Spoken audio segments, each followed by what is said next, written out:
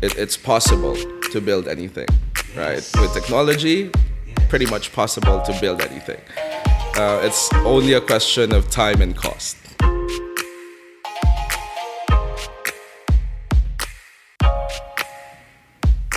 Welcome to Hustleshare, the podcast that features the daily grinds of unique hustlers around the world to show not our differences, but that our hustles are very much alike. Now here's your host, Ronster Bae-Pyong. Welcome to episode 12 of the Hustleshare podcast. My name is Ronster, and I am your host. And this episode is brought to you by Payroll Hero, a time, attendance, scheduling, HR, and payroll solution for Philippine companies. So if you're new to the show, welcome and thanks for tuning in. So if you're wondering what this podcast is all about, basically Hustleshare is a podcast that lets you improve your hustle by learning from other hustlers. Now, I want to give you a heads up because this podcast is all about sharing our battle stories and our scars and whatnot. We're trying to highlight the learnings and the journey, not the stuff that we like to highlight in social media, which is technically what we don't go through. So if you want to learn a lot of those things and apply it on your own hustle, this podcast is for you. However, I just want to give you a heads up because this podcast has a lot of profanity and explicit words that we talk about it. Not because I have a bad mouth and whatnot. It's just really how I talk. So if you're not comfortable about hearing cuss words and a lot of it, please go ahead and turn the volume down and make sure there's no kids or you're not in an environment where a lot of people can hear you. Now, make sure as well, if you're going to listen to this, there's proper parental guidance. This is not supposed to be heard by kids. Or if worst case, if you want to just consume this content that's very going to be helpful for you, please put on a headset. All right, now let's begin to the intro of this episode because what this episode is all about is basically the hustle of a tech co-founder. And in this episode, we're going to be talking to Mr. Andrei Navarro. He's the CTO of Booky, a very popular app for foodies here in the Philippines. Probably even the best app, arguably. They're always in the top 10 in the App Store and the Google Play Store. Check it out. And a lot of you probably know this. In this episode, we're going to be highlighting how he started out as a developer, as a programmer, how he spent his early days in trying to feed the love of programming, and how he spent almost 20 years already in terms of coding. Andrei will also share the right mindset in developing and creating products from scratch in terms of developing and programming. And lastly, he's going to share how one developer can become a CTO and climb it all the way to the top and develop Manila or the Philippines' best food app as well. But that's not it. We got more for you because Andrei gave away a very, very big resource for everyone who's going to be listening to this podcast. So please stick around. And if you're down with that, let's begin the episode right now.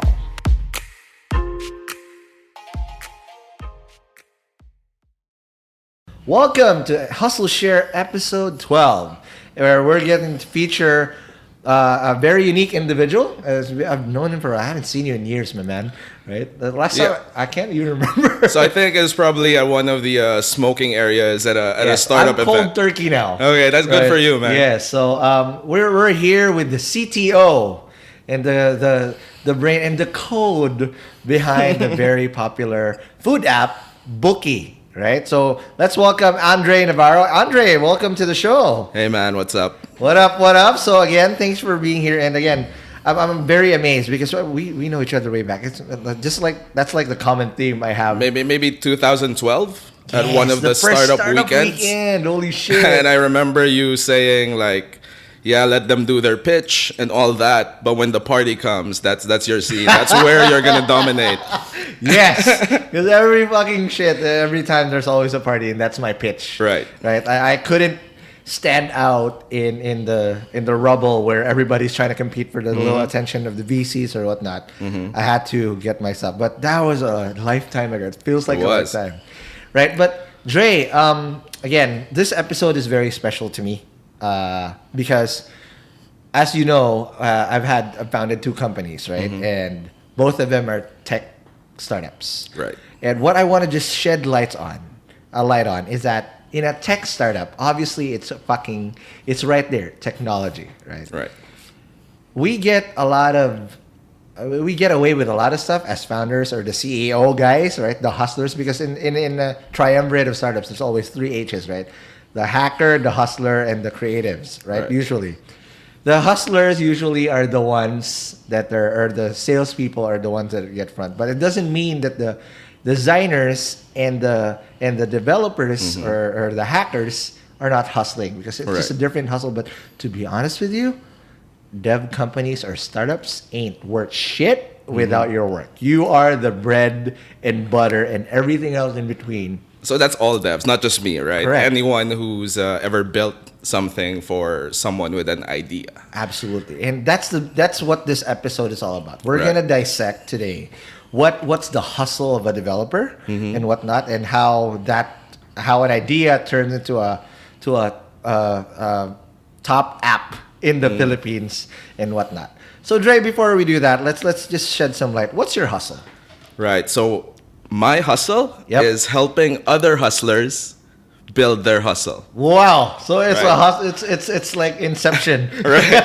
Hustleception. So how do you do that? Technology enables a lot of the ideas. Yep. And it helps. That's why startups can scale so fast. They use True. technology to implement their ideas, Correct. or to modify the existing market so that it can be accessed in a different way. Correct. Right. So that's very good. So just to shed light at least on your current hustle now, you are the Chief Technology Officer of the Booky app. Right. Right? We all know, we all see that and all that. Your co-founder, which is Ben Wintel, basically Mr. Isa Calzado. He hates that. So I like to say he's the face of the company, True. the same way you're the face of the company. Yeah, but all I do, to be Right. honest, and I'm pretty sure Ben will probably echo this too. Right. Is just we're the barker, right? But it's you guys, and I keep telling my dev team here, my shit ain't worth shit if you don't realize. I'll look like a complete fool. Right. If you don't realize. So just shed some light on what you do and how vital your role is in Booky. Right. So Booky right now, my role has changed from Okay. 4 years ago, right? Okay. 4 years ago, it was figuring out how to build that thing. Yep. Booky at the start was a restaurant directory, right? Yes. And we wanted to solve a unique problem here in Metro Manila where internet was bad. Yes. So we had to figure out a way to make sure our app worked without internet. So that was the unique thing right. about Booky. And then eventually we went into deals Yep. where we did table bookings for a discount, Right. as well as buy one get one deals. Because we Yes. had a lot of users using the directory app, we wanted to capitalize on those users and maybe earn some money from them. Okay, and then now it's a membership or some sort of a freemium model, right? Yeah, so we give out a month free to try out all the deals, and then after that, it's $199 per month to access all the deals at over 3,000 partners, 3,000 brand partners all over the Philippines. And I hate to say this, but I've used your app a lot to become the fat guy that I am now. I love food. I've given up the nightlife stuff, and I've changed that with digestible food sources. And you guys are a big factor to that. But Dre, before we get into deep and dissect literally how it Sorry, goes just on that. Yep. Sometime around October last year, we added fitness and beauty deals into our You app. feel bad for those people you made fat. So that's what I'm saying. Like, if you need to get in shape, you can still use our app to do Okay, that. there you now. Booky, they make you fat and they make you healthy at the same time. So Dre, let's now, again, you've heard this in a few episodes, you've listened to some of the episodes. You know that there's a time machine here. Right. So we're going to write that. And I'm very interested because I never got to ask you this. Most of the time it's smoking speak. It's a lot of bullshit and whatnot, right? But how did you become a developer? How did you envision? How did you start this career? Like, all right, this hustle of I want to build shit. I want to code because that's Right. a totally different hustle in itself. Right. And I respect all developers, no matter what type of level you are, what type of language you do. But how did that start for you? Right. So a lot of developers I've met in the Okay. States have also had this story. Okay. I started learning how to build programs Okay. when I was maybe 8, 9 years old. No fucking way. I It wasn't even like pre-puberty. I didn't even know how to like jack off at that time. It was You're just- building code. It was just simple things like Wow. printing out your name or simple calculator stuff. But it was really for me making the computer do what I wanted to do, right? Was it because of gaming? Because a lot of devs that I know was primarily interested because of gaming. So you started out, yeah, I started out playing computer games, but Right. the actual programming aspect itself was really just figuring out how to make the computer do Wow, things. so that curiosity really sparked out Yeah. from the get-go. Okay. So I guess a side story. Yeah. When I was a kid, I used to go in the computer like maybe 4, 6 hours a day. No way. And of course, my siblings couldn't use the computer. You're right? the computer hog. So they're all They hate you. Right. when we were kids, they all got into the sports teams, varsity, Right, all of right, that, and right. I'd like to think that's because of me hogging the computer. That's good, right? They got the scholarship. Yeah. Well, because of you. Okay. And you spend a lot of the time in the computer. And what were you doing in the computer? Not porn. Not porn. I was like a Wow. kid. Okay. Yeah, I was building stuff, figuring out how stuff works. So there are a few simple. You like nabutan mo pa naman yung DOS games, Yes, right? yes, yes, I used to change the high score on those games so that it would be me, and that so that And no they one didn't could know beat it me. was you active. No, I would just put my name there, right? And I was really Shit. figuring out how things worked. How do you do that? Again, this is a side hustle on its own. Right. How do you self-teach yourself when there's no internet or internet was shitty as fuck back then? How did you do that? Right. So it wasn't entirely self-taught, right? Right. I guess I had my tito living with me at that time, and Okay. he was taking up computer science or computer engineering, something like that. Wow. And I would just watch him, and he really helped enable that curiosity. You know what in me. this feels like? This conversation. It feels like Tron. Tron, right? That's how they. Yeah, Peter, the dad went into the computer system. yeah. Then eventually he disappeared because apparently he went to the game. But right. But also, I'd like to think that I'm also lucky because I'm one of the guys who had access to a computer. Like yes, back then that back was a then, luxury. 90s, right? was Not a luxury. everyone had access to a computer. Yeah. You would only access it through school, True. and true. they would teach you how MS, to Microsoft Word. how to Right. do whatever, right? Stupid stuff, right? But now it's integral to what we do. Yeah. So Dre, from that early age, coming through high school now, did you take up the obvious now to what course did you take up in Right. college? So let's talk about high school really quick. Okay. High school, there was a programming competition. Wow. Which high school did you say? There was programming competitions back then? So I went to a public high school in Baguio City. Baguio, way up north. Right. Yeah, that's where I'm from. So we joined this like national computer competition is what they called it. So we were able to place regionally, Wow. and then I got to compete in a programming competition nationally. I was maybe Holy shit. 15 years old. Wow. Again, it wasn't that big back then. We won second place. Holy God. Wow. Got beat by some guys from Pisay. Pisay. But again, Pisay is Pisay. We were talking about this in a previous episode, a couple episodes back with Kat Chan. We were talking about like how hard it is to get to Pisay. It's Yeah. no joke. It is no joke. Holy shit, right? But dude, being the bridesmaid on that one is not something you just take lightly. Right. So Dre, you won that. What was the decision? Like, all right, I'm good at this shit. Like I'm second place overall nationally. What did you take up, and did you still stay in Baguio back then? So it was time came where I needed to Right. think about what to do for college, right? Okay. At first, I was thinking about going into like a path to a law degree. Law? Because some of my family are. Okay. you know. Cool.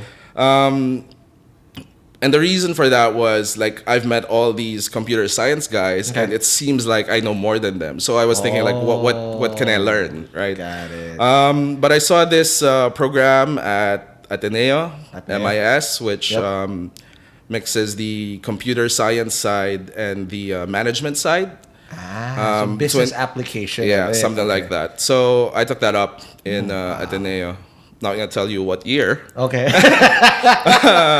It's usually the older people. That We're about the same age. yeah, so but- yeah, no problem. We grew up in the 90s, let's just say that. Right? Yeah. Okay. So Ateneo, and then when I took the programming courses, Okay.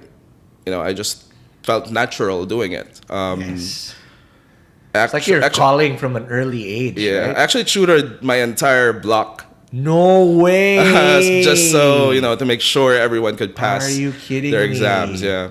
That is pretty dope. And again, that's the helper, and you help hustlers hustle on Exactly. an early age, right? But Dre, walk me through this, because this is where a lot of students, especially developers, also always say this, that a lot of what they learned in school they didn't get to apply, at least in the setting now. They didn't get to apply it, maybe because they're using a different programming language and Right. whatnot, and when they look for a job, whatever they learned is in school got thrown or out the window.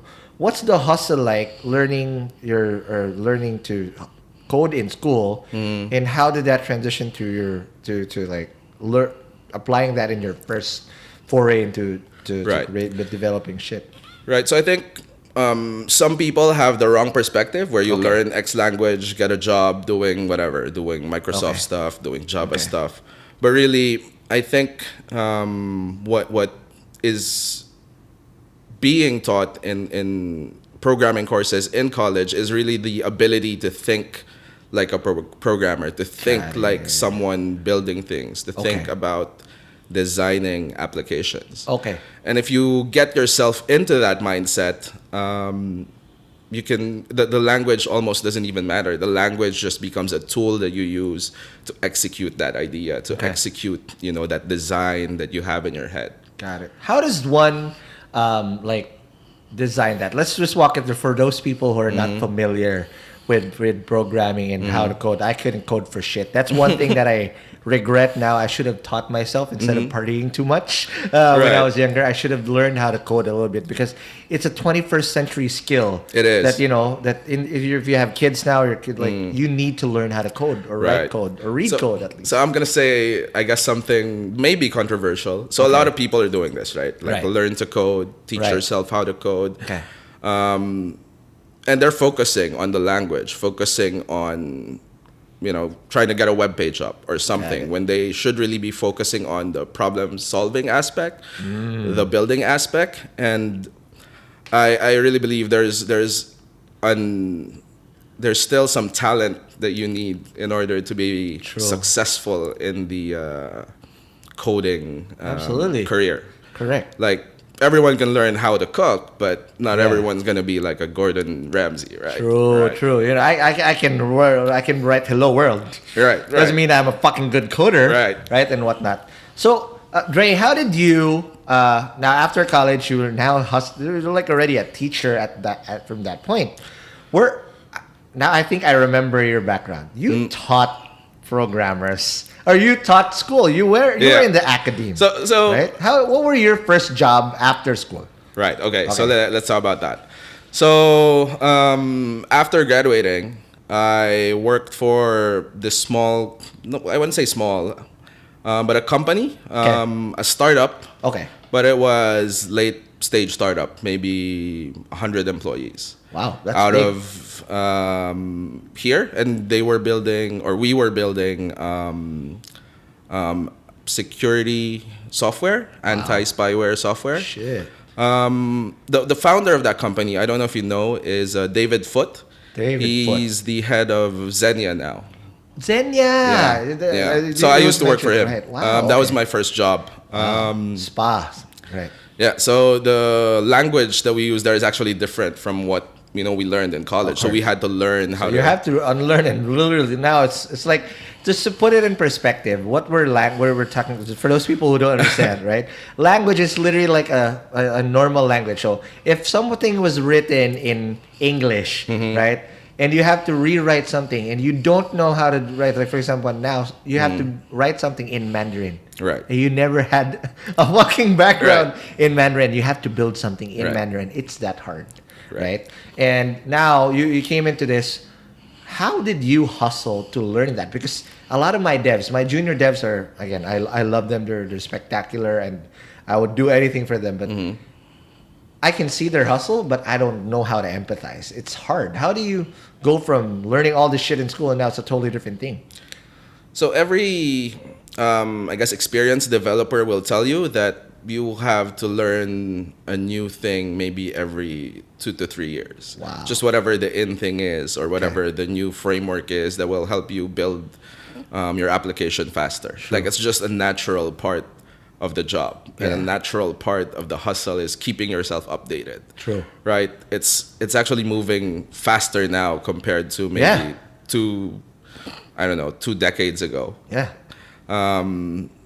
It's just hard. It's just keeping yourself updated, reading a lot of blogs, a lot of resources, following Google shit. Look Yeah. at other people's repositories now. Exactly, on Git exactly. And whatnot. Now, before we take our first break, Dre, I have a very important question that I always see. That in a dev environment, it's a community. It is, Right. Whether you're part of a team or you're freelancing somewhere or whatnot, right? There's always this community. It's like a village, really. That mentorship is very important for a junior dev and senior dev. When you were a junior dev, who taught you, or what were the main things that your seniors or your mid stuff that taught you that helped you out in your hustle? One thing that I guess my senior developers taught me when I was younger was that it's possible to build anything. Yes. Right? With technology, pretty much possible to build anything. Yeah. It's only a question of time and cost. True. And this is where I whatnot. So before we discuss time and cost, because that's a total different thing. Yeah. I'm in that business now. You Right. know, a lot of people, I want a chatbot, but this is my budget. Right. Let's discuss that after the break. And when we come back, let's talk about the challenges of creating a project from that. And then let's progress to how you ended up being in the academe, now being the hustler, to the educator, and all the way to being CTO of the Booky app. More of that after the break. Hey hustlers, let's talk about something really important real quick. Something that a lot of you I know can relate to, especially if you're running a business. And I'm talking about payroll. You know how hard it is and time consuming this is, especially that you have to do it twice a month. And as a guy who's been running tech startups for over 10 years now, this is something that I did not enjoy doing at all. It's not like it's because I don't like paying my employees. No, but it's already hard looking for funding to fund for your payroll, and then it's so much more harder if you're doing this manually. Luckily, I've found something that I highly recommend that you try, and it's from our friends from Payroll Hero. And here's how Payroll Hero works.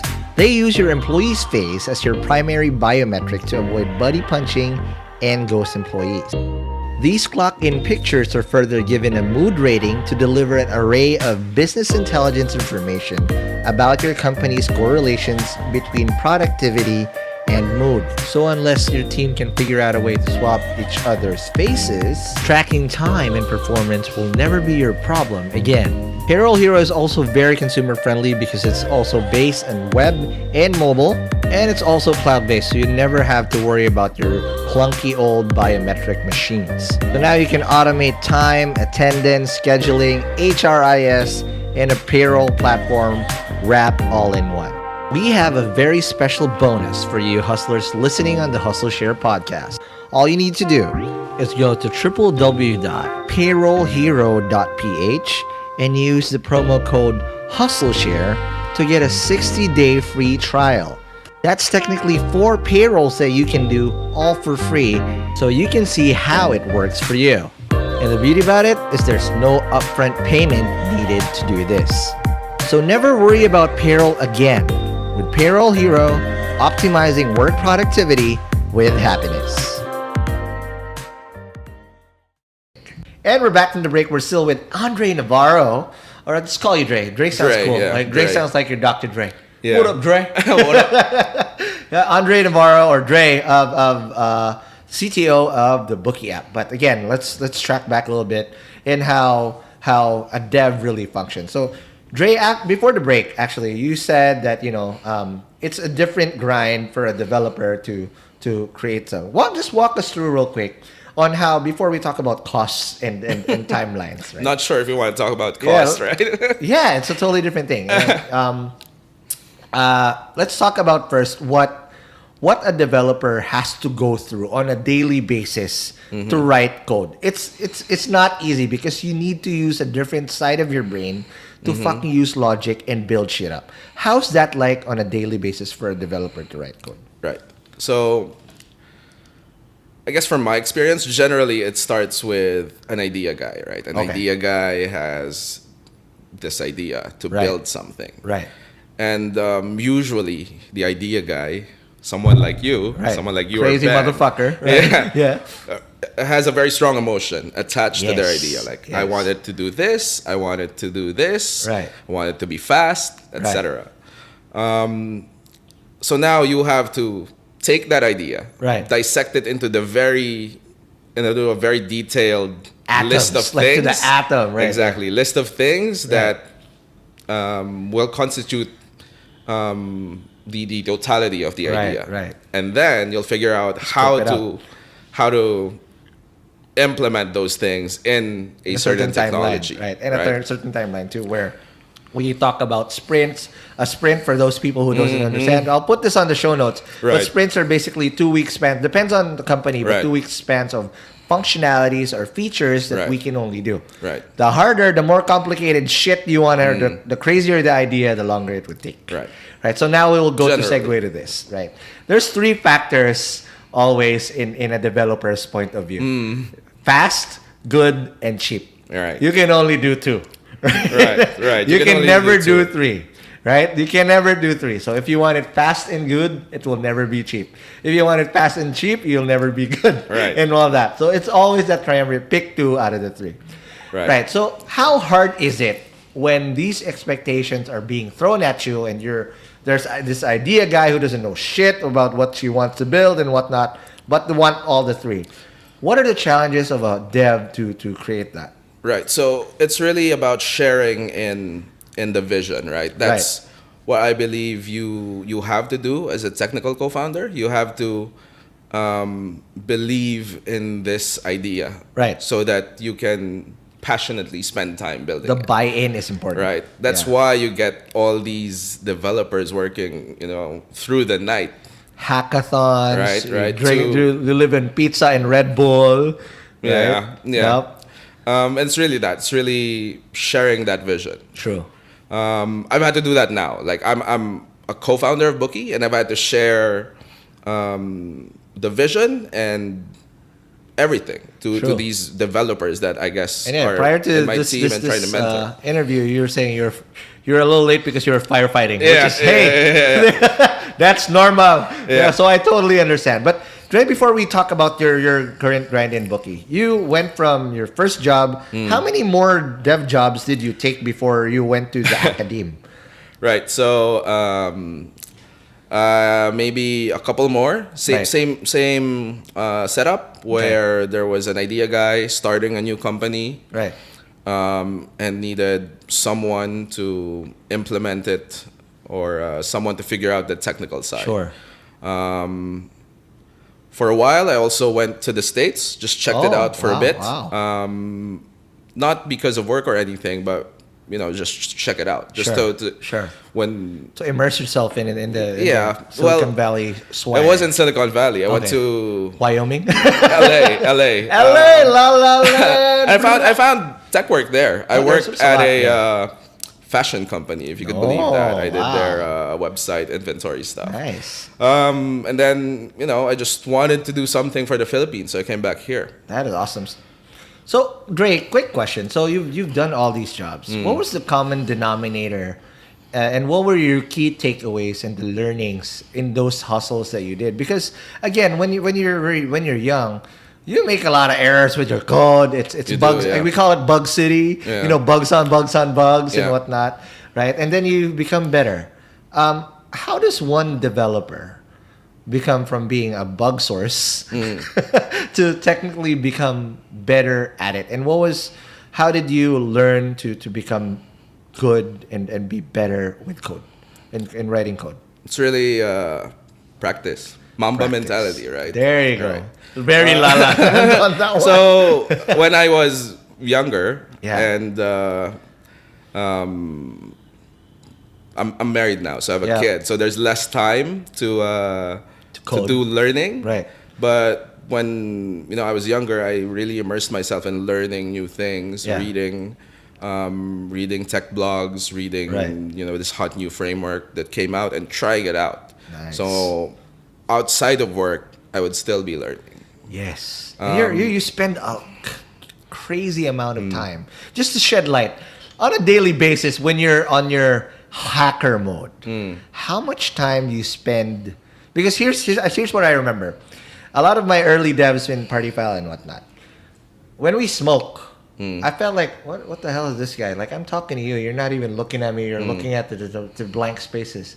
Apparently, in his head, when they take it at home, especially if there's a bug and they can't figure it out. Right. They can't sleep. This is like a mind fuck for them, in lack of better terms. How much time do you spend just trying to figure out and immerse yourself in code? In coding. So you do the code at work, right? Right. Maybe part of your leisure time, maybe, I don't know. For me, it got up to maybe 2-3 hours a day on just learning the new things. R&D. Well, but also because I enjoyed it, right? I Yes. enjoyed it. I really was curious, and I really liked consuming that Yeah. knowledge. Yeah.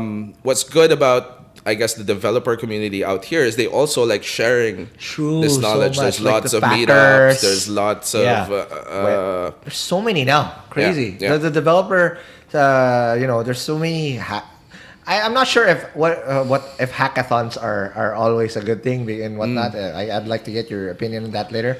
But it's very giving, with the likes of the Jason Torreses of the world, who's not physically there, but if you look at their GitHub or the Rico Santa Cruzes of the world and whatnot, right. holy shit, right? Right. Like, holy God. You Rico literally- even has time to go to the gym, right? Yeah.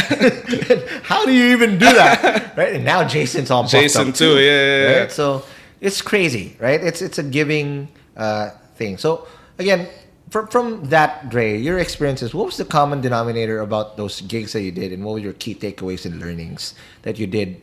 Because there has to be something in common. Was it the crazy idea? Did you like the challenge that it was giving you? Didn't want it's just whatever and whatnot. So I guess they were all startups, right? They were all chasing this vision. Okay. And what I learned from that is that startups, the natural path is failure.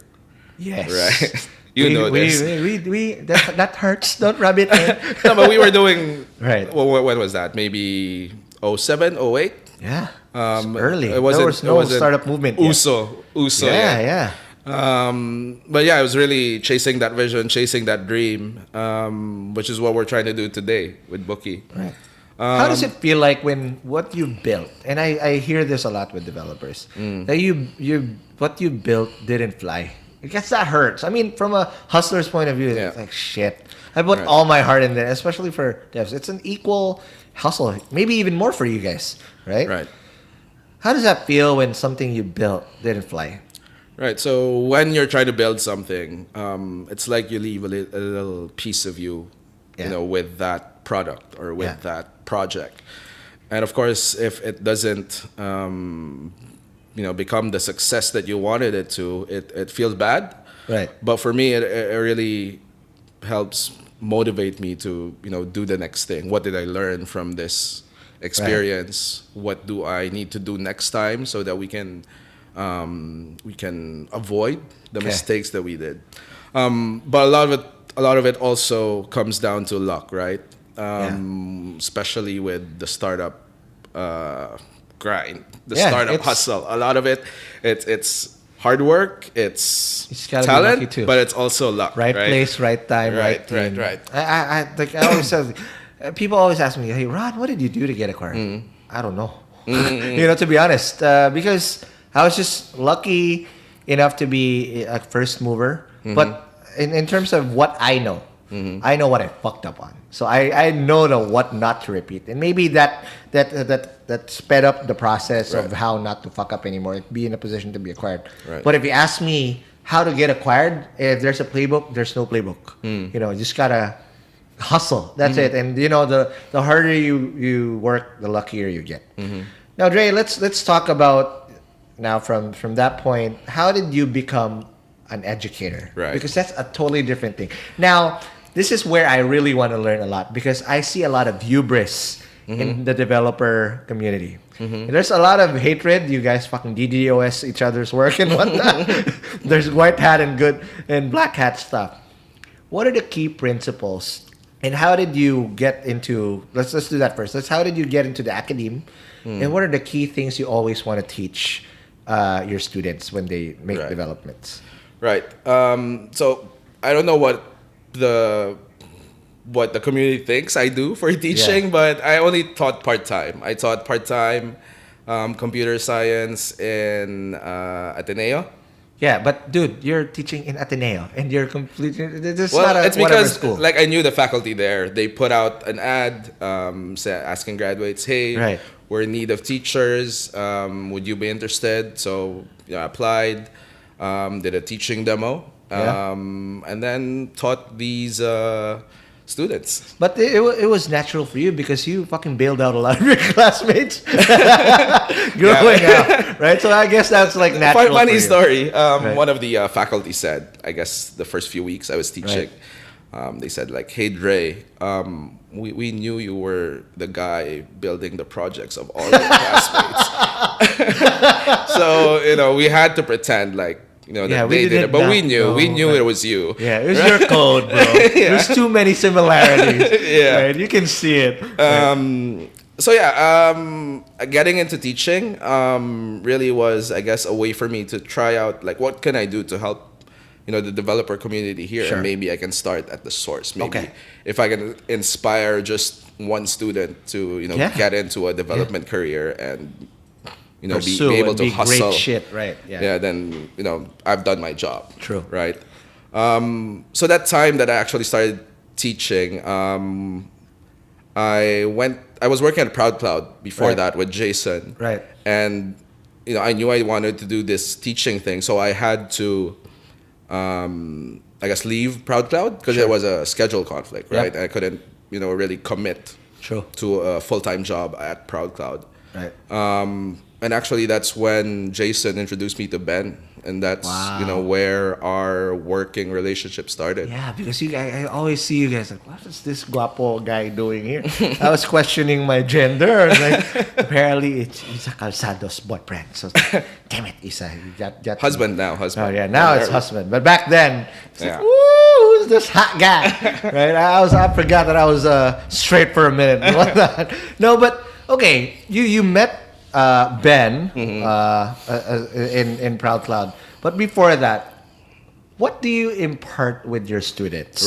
Right. Because a lot of hubris goes on in the dev community, especially with the young guys. That they like to pick on other shit. Oh, look at this guy. Like, look at the fucking, it's not responsive and whatnot. I see that a lot with the younger guys.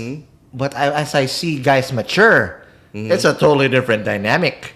Why is it like that? And what do you like to teach guys going through your journey now? How long have you been coding now? Like 10 years, 10 plus years, whatnot? Maybe 20. 20 years. Holy shit, right? Well, started when I was younger, Still, right? 20 years of Yeah. shit is 20 years of the grind or the hustle using code is not a joke.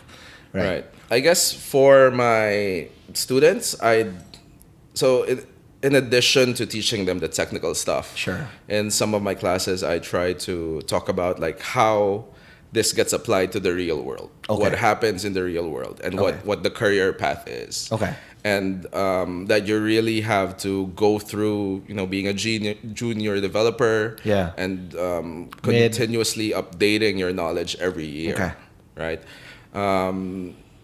Yeah, and for those that aren't as good with the programming side, I tell them Sure. there's also a path for you. There's a path for Project management. the QA. business side, the Yeah. hustling side, Right. right. No, there's a lot of application, to be honest, and it's not a doom and gloom kind of thing. Right, but at least even if they can't do it, there's Right. a fundamental understanding of how these programs work, these applications work. Absolutely. Yeah. And that's very important because if you can't put things together and you don't understand what the hell is going on, you're going to be lost in the whole Right. conversation, in the jargon and whatnot Right. and what. So, Dre, now let's talk about Booky. Right. You met this guapo guy in Yeah. Prague, right? How did you There's actually some debate Yeah. whether Isa was first or it was me, right? Oh, okay. All right. We'll see. Isa knew how to code. I did not know that. Right. So, all right. How did Booky come about?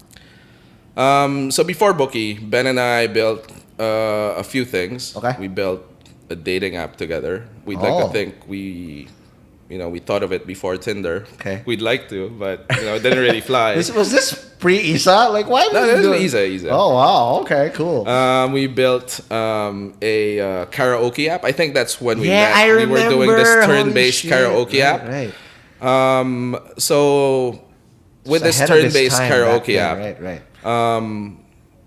we Voices? knew we You had call it something. voices? Duets. Duets. Right. Right. We knew we had something, but people are not gonna sing non-popular songs, right? So we Yeah. needed to get the ability to labels. get popular Right, songs. right. So we talked to like music licensing people, right? And that process just took a while. Yeah. This So- was pre-Spotify even. Here in the Philippines. Spotify, here in the No, Philippines. no, This it's totally was different around 2012, maybe. There was no 2012. Spotify. I forgot I was using Shark. This is what Group Shark or something. Yeah, like yeah, that, yeah. right? That was using that. Anyway, we were waiting for music license to happen, music Right. licenses to happen. So we built Booky. Booky was actually Ben and Isa's idea because they like Wow. eating out. And when you're in EDSA and trying to think about where you're gonna eat in Makati, Yep. and $1,000,000 question. 3G was really bad back Yeah. then, right? I Good don't luck. think LTE was No. existed Waze would back clock then. out back then. Holy shit. So it was hard to Google like where to eat in Makati. Right. And so one day it came to me, hey, why don't we build this? It's a phone book. I call this restaurant almost every day. Why don't we build a phone book for restaurants? But it has to work without internet. Okay. So what was the two things I wanted to ask you here?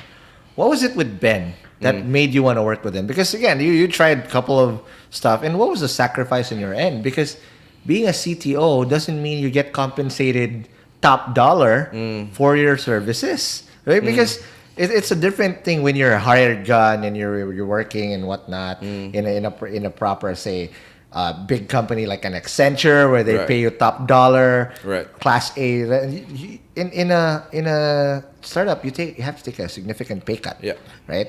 And then also you have to balance that out with working with the idea guy, the hustler guy, and you need to marry that, and you have to have chemistry. You have to have that mutual respect with each other. Yeah. So I've worked with, I guess, a lot of idea guys. Ben and I just have that chemistry, I guess. Okay. Did he Isa was get really jealous good. with this? Sometimes my wife gets jealous. But yeah, it's the ability to actually sell that idea, Yeah. and sometimes push you to, make what you're building faster, or Yes. execute at this faster. Correct. So out of all, I guess the co-founders I've worked with, we really clicked. Ben is the most pogi too.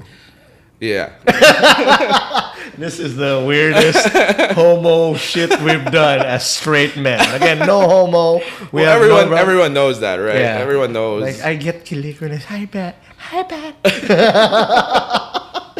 So wait, so that's the dynamic. But Right. let's now walk into how hard is it to scale a fucking app, because I know this. I did this game. That's why I Right. have a different startup now, because I failed. Let's talk about your journey and how you grew Booky from being a directory all the way to being the best booking app Thank in you. Metro fucking Manila. I only feature the best here, yo. What's up? Right? But if they pay me, like, no, just kidding. But yeah, the best food app in Manila. More of that. Effective automation is the best way for businesses to stay competitive. And having a chatbot for your business lets you easily automate and optimize sales, marketing, and customer service in the digital age. Chatbot PH will build, train, maintain, and market your chatbot across all messaging platforms. Our team uses the latest AI technologies to enable you to better serve customers 24/7, 365. Set a meeting with us today.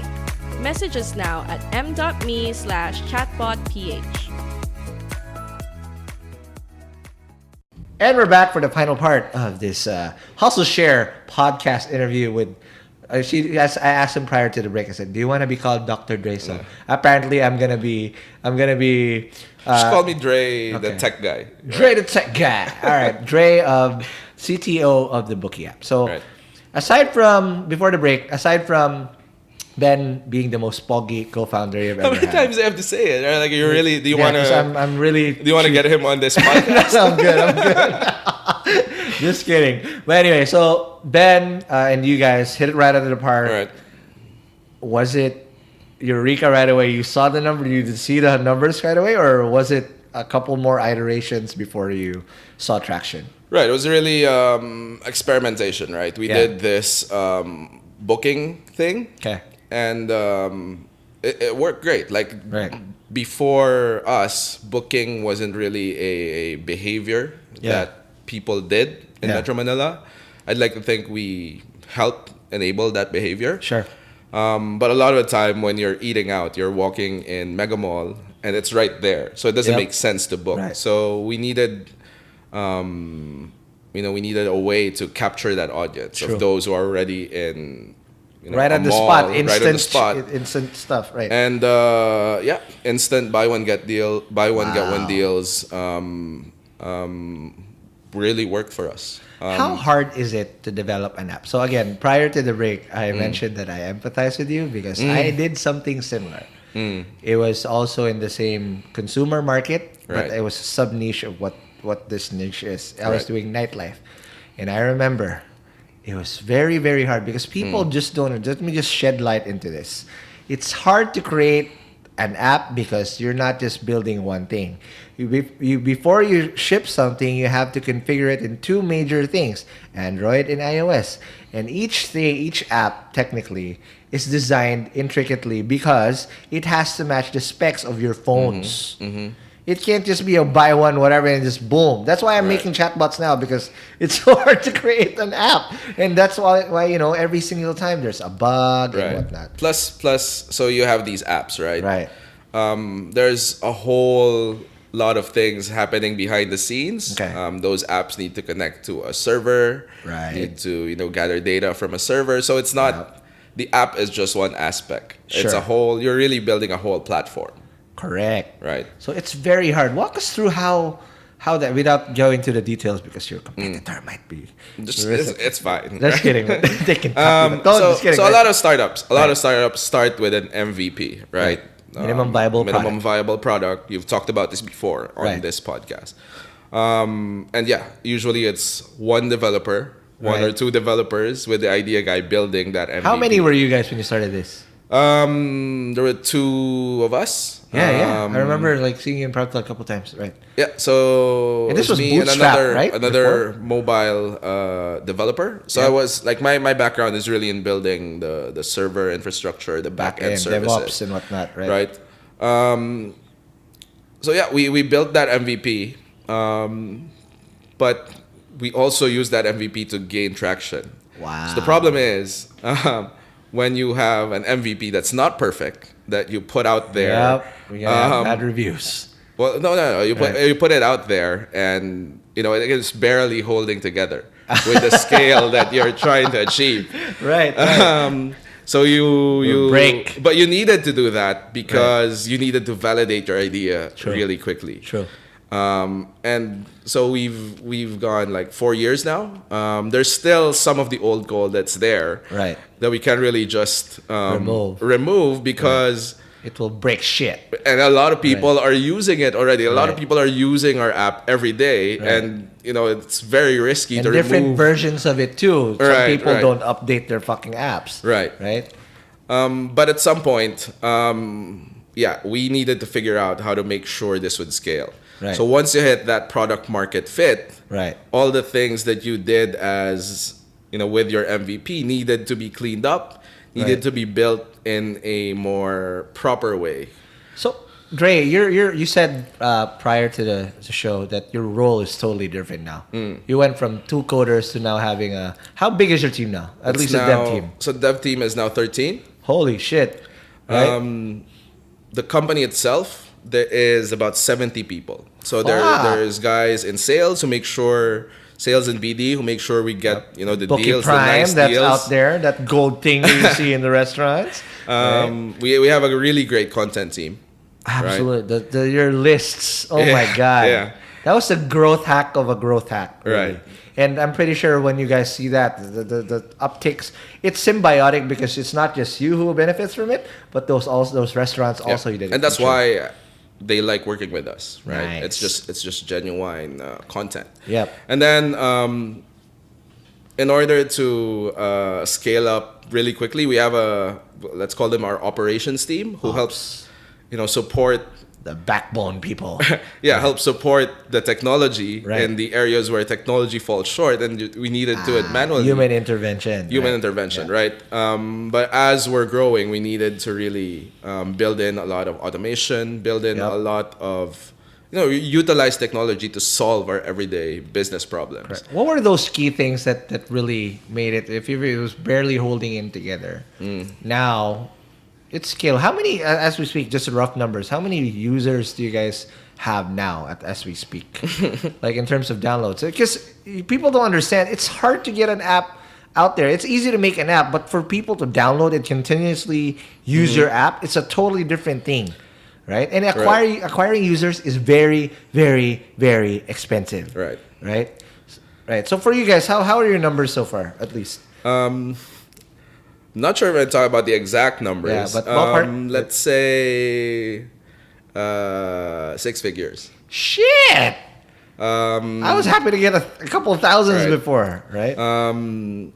So we've been out for a while. We've been out for 4 years, True. and we do a lot of efforts to really re-engage with And retain a lot of our customers, right. users.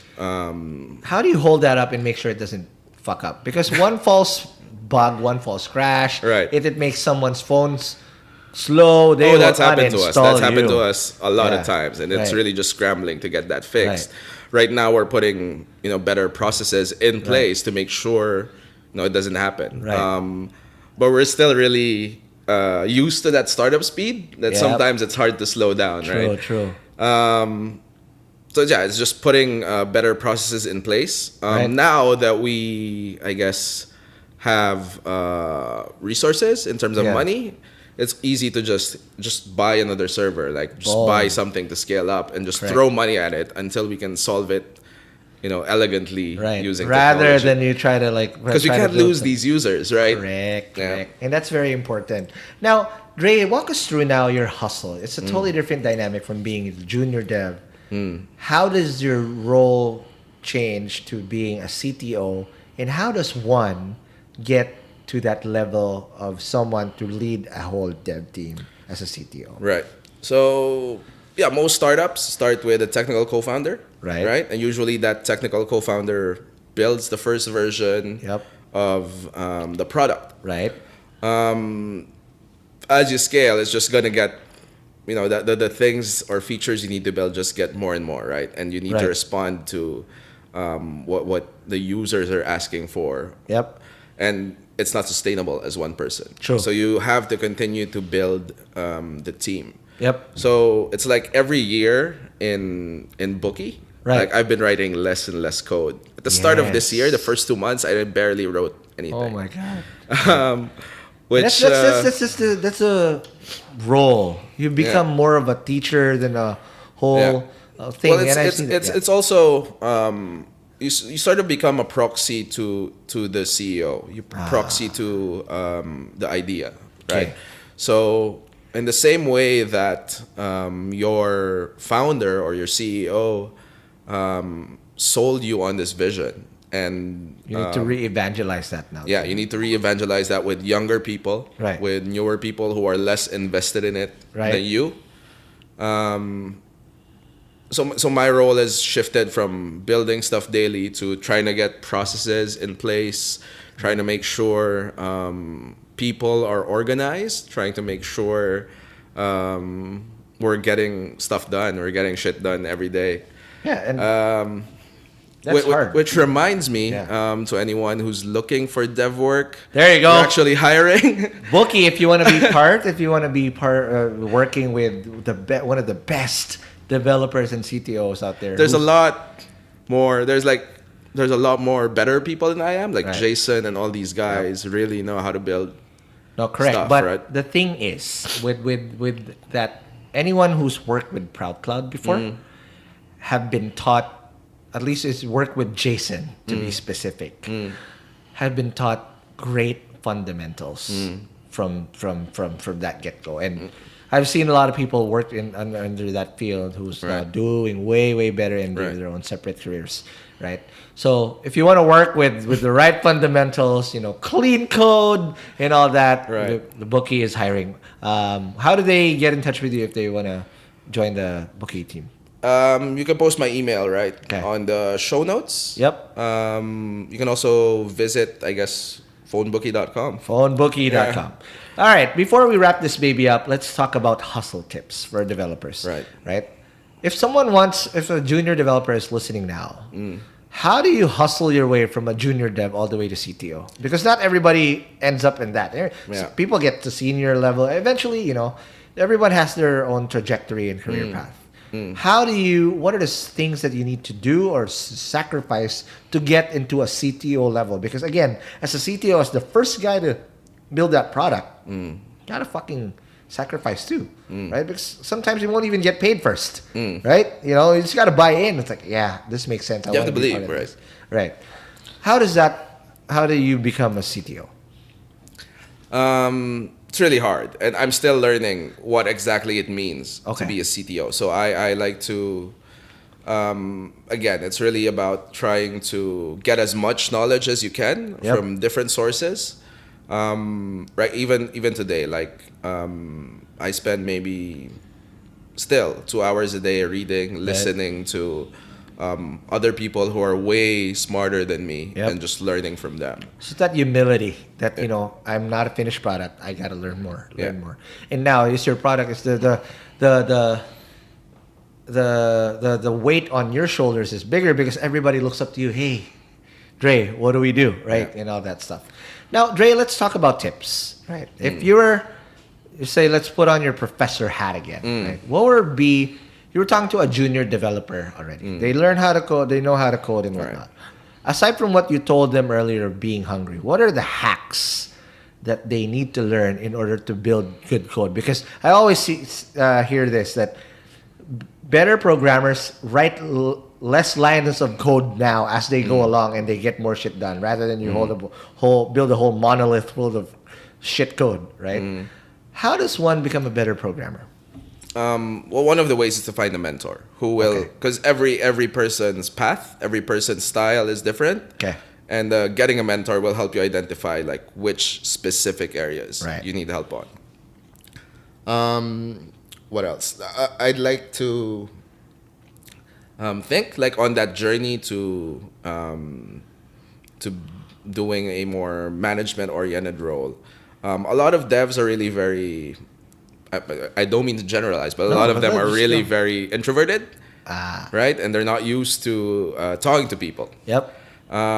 So there's some aspect of soft skills as well that gets you somewhere. Right. And it's also the ability to look at a problem not just on its technical merit, Right. but also on how the user would experience this problem. Got it.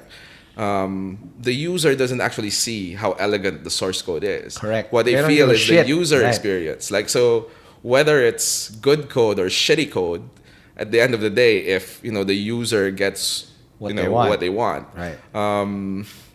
you can get away with a lot of shitty code.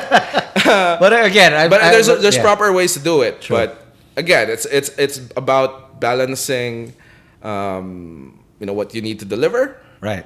versus doing something technically elegant. Okay. So Sounds good. there's a risk involved as well, because anything shortcuts that you do will bite you later. Yeah, on. it's a can of worms. Yeah.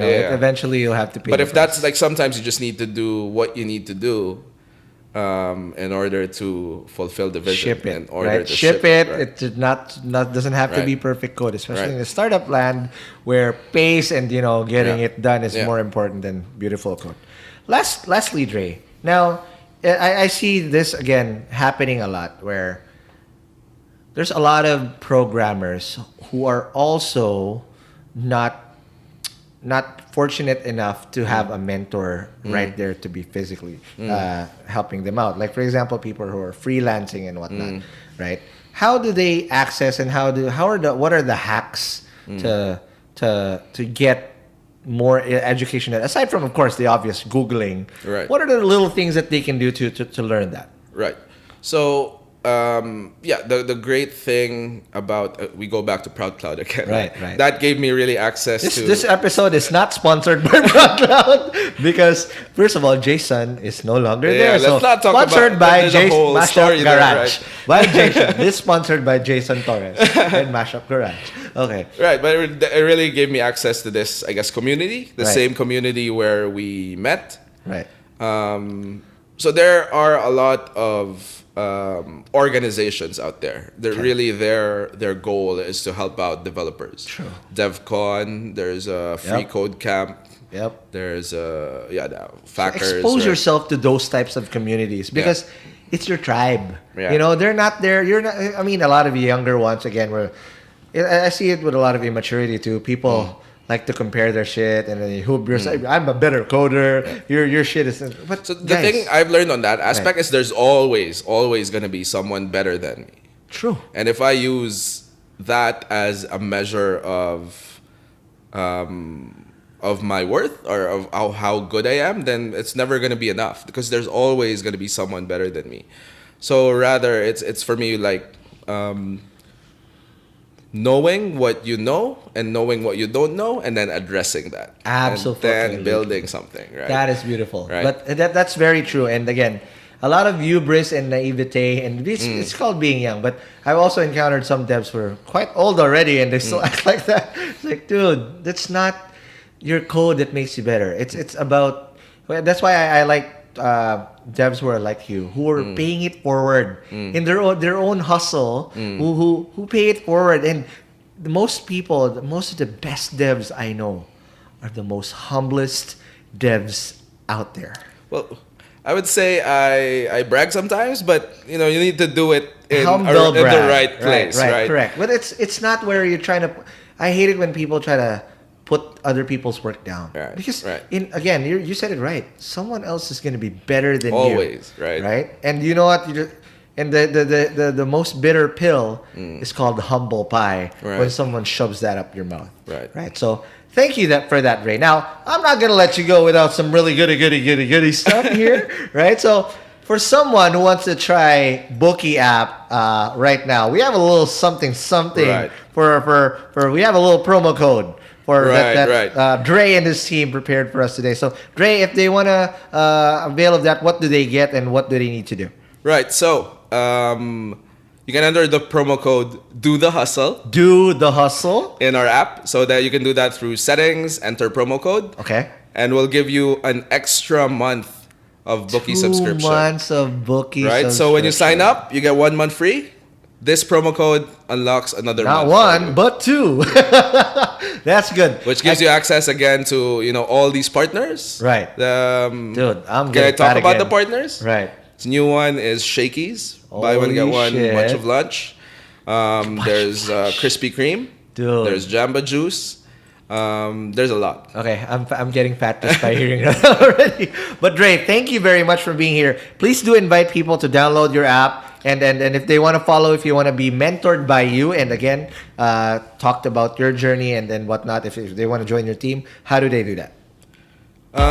So I guess you can find me on my most publicly accessible channel is Twitter, Andrei Navarro. Twitter. Okay, Yeah. you're a Twitter dude. I'm a Twitter. You're dude. not in YouPorn or YouTube. No. You're too old for that. Yeah. Right, okay. Not on Reddit. Are you a Reddit guy sometimes? I am, but like it's not a public thing for me. Like Reddit's too crazy. Twitter is sometimes. just the easiest. I'm not an Instagram guy. Okay. Be weird if you're there. But you're a But Twitter yeah, dude. Twitter, Okay, yeah. So at Andrei Navarro. Ray Navarro, DREI Navarro, NAVARRO. Right. Correct. All right. So Dre, again, thank you very much for Yeah. visiting the Hustleshare podcast. Yeah. I'm so glad you went by. And again, thanks, guys. If you guys want to learn more about this episode, please do check out the show notes. And this is it. And download our app. Download the app, of course. Booky. Booky, just search for it. Play Store or App Store. Store. Follow us on Instagram, Yep. Booky app. Follow us on Twitter. Follow us on Facebook. Thank you, Dre. Appreciate There's that. a whole feed of food and all these deals that we And have. they have two Pogi founders as well. Again, this is Hustle Share Podcast, and I'll see you in the next episode. Peace.